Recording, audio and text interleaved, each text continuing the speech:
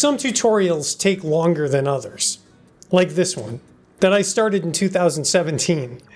Well, I'm finishing it now because it's something I've obviously wanted to do for a long time. And because it's something all VFX supervisors should demand. This greatly helps not just your 3D tracking team and your VFX pipeline, but also the compositors and 3D artists. So let's take a journey back to 2017, to when I recorded all this. For every single shot that people ask me to track, if I could get LiDAR information for that shot, I would be delighted.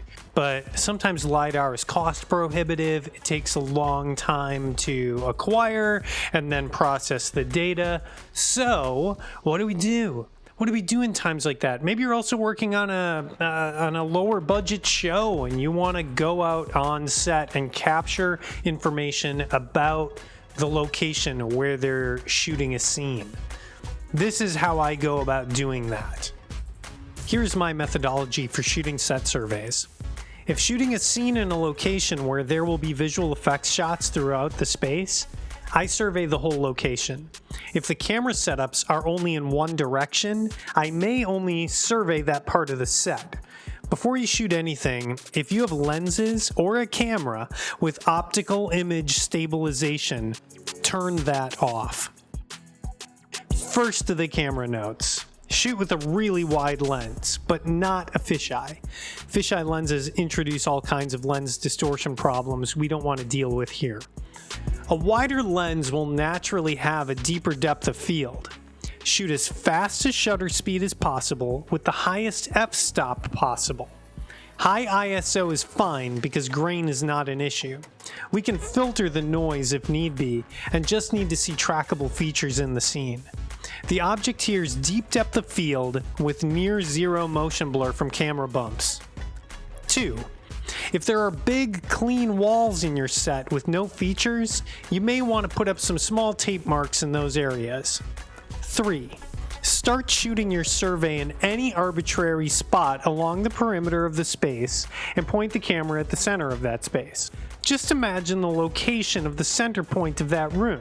If it's an exterior, imagine the center point of where the camera setups are going to be. 5.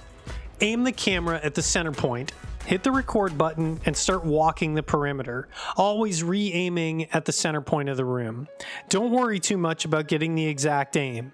At any point you could be off by as much as 45 degrees. Just work to correct back to the center.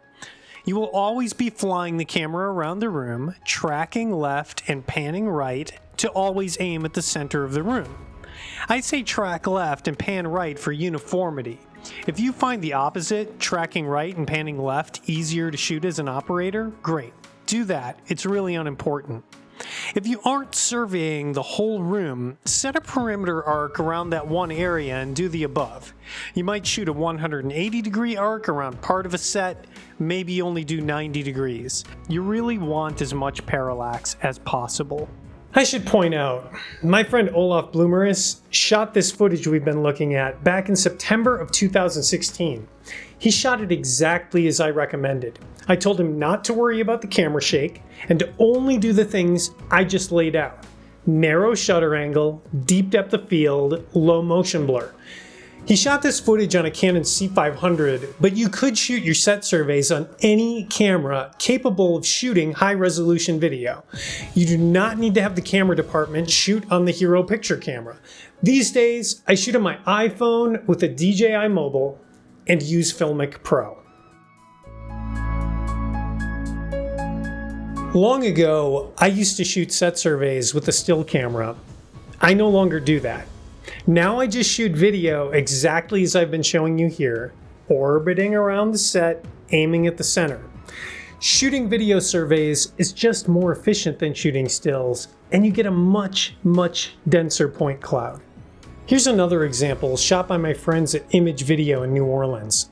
They shot this on their Hero production camera, but like I said, you can shoot the survey on any high-resolution camera capable of motion picture photography. They shot this footage with their camera on a dolly rig, just trucking right and panning left, always aiming at the center of the set. As you can see here again, the survey generates a dense point cloud that you can use exactly like LiDAR to lock all your tracks to the same space. And that's how I shoot set surveys.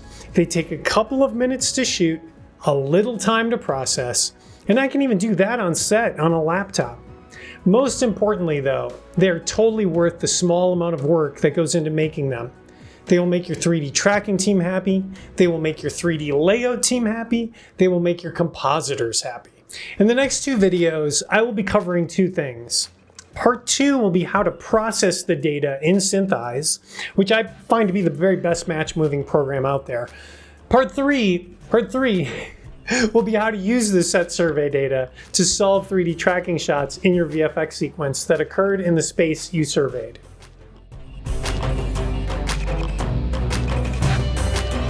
Good luck tracking, everyone. Have fun. Stay safe out there. It's 2017. Who knows what's going to happen next? Scary.